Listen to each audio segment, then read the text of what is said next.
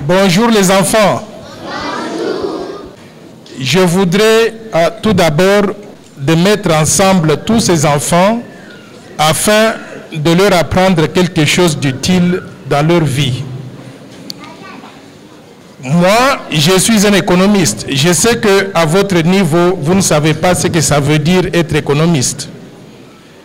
Mais je suis un économiste formé, un économiste professionnel. Vous devez vous poser la question de savoir qu'est-ce qu'un économiste a à voir avec le karaté. C'est une question importante et je voudrais vous dire que le karaté fait partie des sports qui sont importants dans la vie d'une nation. Lorsque les enfants grandissent, il est important qu'on puisse les occuper. On les occupe avec les études, on les envoie à l'école, ils étudient, ils reviennent à la maison. Pourquoi est-ce que c'est important que les enfants fassent du sport dans leur vie? C'est important que les enfants fassent du sport parce que le sport les occupe, leur permet d'avoir une endurance physique nécessaire pour bien grandir, mais au-delà de cela, le sport leur permet de lutter contre ce qu'on appelle des antivaleurs. Les antivaleurs, c'est par exemple des enfants qui vont dans la rue et qui font du n'importe quoi, qui vont se bagarrer, qui ne sont pas disciplinés. Quand on a appris le sport comme le karaté, comme nous l'avons vu cet après-midi, les enfants apprennent à suivre des instructions de leur maître. Quand le maître vous dit en avant, en arrière, vous savez suivre ces instructions et vous allez les appliquer dans la vie de tous les jours, dans ce que vous faites, non seulement à l'école, mais également dans la maison de vos parents, dans la vie, dans la société, avec vos amis, avec vos collègues. Donc c'est important que les enfants se donnent aux activités sportives comme le karaté. Maintenant, nous, en tant que pays, je voudrais souligner l'importance donc du sport, parce que le sport permet à un pays non seulement de créer des opportunités pour ceux qui veulent en faire leur activité de tous les jours, qui veulent devenir professionnels, mais au-delà de cela, ça crée des opportunités et des emplois pour le reste de la société. Quand on organise une activité sportive comme celle-ci, on doit avoir, comme le maître Mike l'a dit, on doit avoir des infrastructures sportives de qualité. Et nous, nous sommes un grand pays, 26 provinces sur l'ensemble du territoire national. Nous pouvons avoir dans chaque province des infrastructures sportives qui permettent aux enfants de ces provinces-là de s'occuper, mais également nous pouvons avoir des compétitions organisées au niveau national. On peut avoir des équipes qui partent de Kinshasa jouer à Kisangani, à Aru, à Boma, à Matadi, en Kamba, en Ganajika, partout, et vice-versa. Ça permet non seulement aux enfants de découvrir leur pays en allant dans ces compétitions, mais ça leur permet aussi de connaître d'autres enfants sur l'ensemble du territoire national. Et à la fin de la journée, le sport arrive à promouvoir ce qu'on appelle la cohésion nationale. Parce que nous allons nous sentir les enfants des mêmes pays avec les mêmes objectifs appartenant à un même ensemble sous un même leadership. Je voudrais aussi souligner l'importance du sport en termes de lutte contre les antivaleurs. Vous connaissez ce qu'on appelle les antivaleurs. Les antivaleurs, ce sont de mauvaises choses. Des enfants, par exemple, qui vont voler. Des enfants, par exemple, qui vont se bagarrer les uns contre les autres.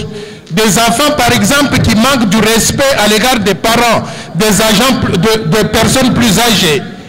Quand on a appris les activités sportives, on a appris la discipline, on a appris à respecter le maître et à suivre ses instructions.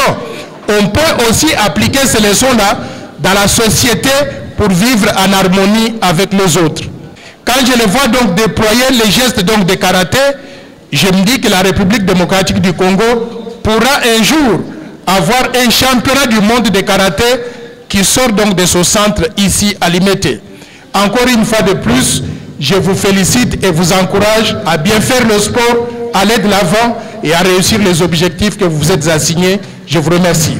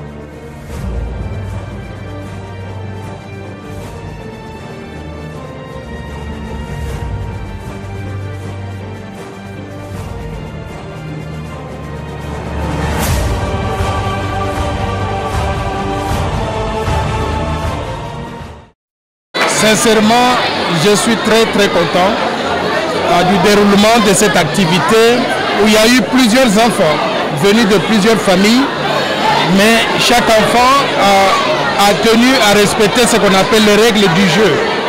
C'est ça qu'on appelle l'état de droit. Et l'état de droit, c'est celui dans lequel on vient dans une compétition avec l'esprit de gagner. Si on gagne, tant mieux, mais quand on perd, on accepte aussi la défaite. Il faut que ceux qui perdent acceptent et reconnaissent la défaite pour que le pays puisse continuer. C'est ça que je tire donc de cette compétition qui a été une leçon pour moi, mais également pour tous les enfants et toutes les familles. Bien sûr que ces activités donnent un grand espoir à la jeunesse. Pourquoi? Parce que nous sommes dans une société pleine de ce que j'appelle les antivaleurs. Pour combattre les antivaleurs, on a besoin d'encadrer les enfants. On les encadre depuis leur jeune âge. On les encadre en leur apprenant les règles du jeu. On les encadre en leur apprenant les droits et les devoirs qu'ils ont dans la société. Donc je pense que si nous continuons comme ça et on arrive à élargir ces activités à toute la République, je crois qu'on va remettre la jeunesse sur la bonne voie. Bien sûr, au gouvernement, je voudrais dire que les enfants congolais ont beaucoup de capacités. Mais pour développer ces capacités, ils ont besoin d'infrastructures, mais également d'encadrement. Toutes les activités sportives, aujourd'hui, c'est le karaté, il y a le football, le basketball, la boxe, le judo, tous ces sports-là, les enfants ont besoin d'encadrement et ont besoin d'infrastructures donc de qualité. Je voudrais inviter notre gouvernement, non seulement au niveau national, mais également les gouvernements provinciaux, à mettre un peu d'effort pour pouvoir investir dans ce domaine-là afin de donner aux enfants congolais les infrastructures de qualité et l'encadrement de qualité pour qu'ils puissent s'épanouir correctement. Et pouvoir faire, on peut faire beaucoup pour la société congolaise. C'est un individu qui a créé la fondation, mais aujourd'hui la fondation profite à plusieurs familles. Elle profite à toute la ville de Kinshasa, elle profite à la République démocratique du Congo. Je voudrais inviter non seulement les gouvernements, mais également les organisations non gouvernementales, mais aussi la société civile et le privé à pouvoir donner de l'appui à cet initiateur, à ce promoteur donc de ce centre. Merci. Merci.